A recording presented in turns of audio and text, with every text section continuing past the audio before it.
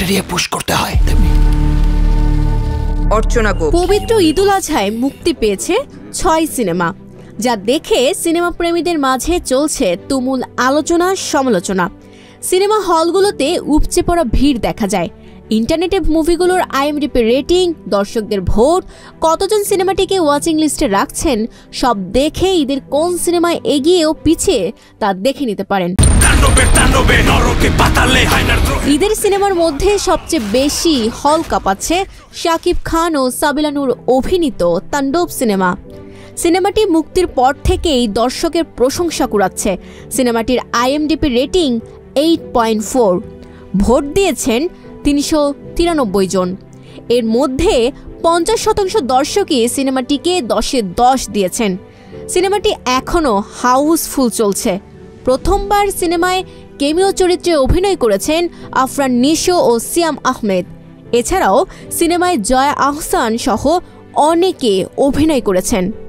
বাংলাদেশে জন্মগ্রহণ করছে, ভালো কাজ করছে। ঈদে তাণ্ডব সিনেমার সঙ্গেই হল কাঁপাচ্ছে শরীফুল রাজ ও তাসনিয়া ফারিনের অভিনীত ইনসাফ সিনেমা। এই সিনেমা দিয়ে প্রথমবার মূলধারা সিনেমায় নাম লেখালেন তাসনিয়া ফারিন। কিন্তু অসম্মানিত হয় নাই। একটা মানুষ দেন তো। স্যার, আমি কেসটা রিওপেন করতে চাই। সিনেমার আইএমডিবি রেটিং 7, ভোট দিয়েছেন 41 জন। মোশাররফ করিম ছাড়াও এখানে অভিনয় করছেন চঞ্চল চৌধুরীও।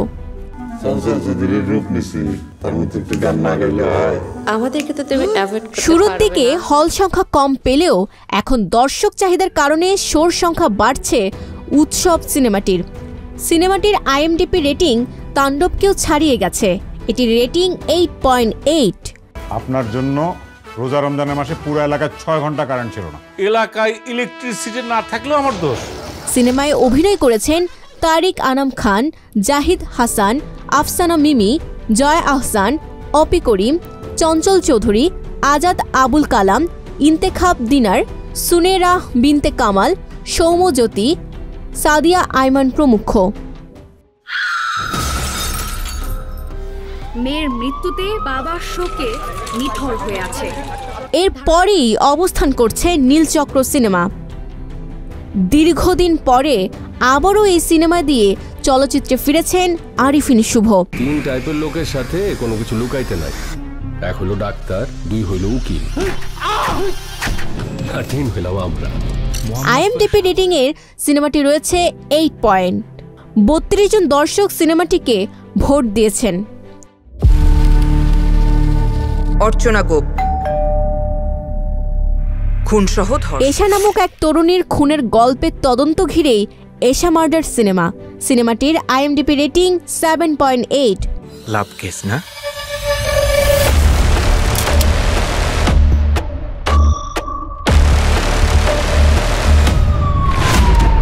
ভোট দিয়েছেন মাত্র 10 জন।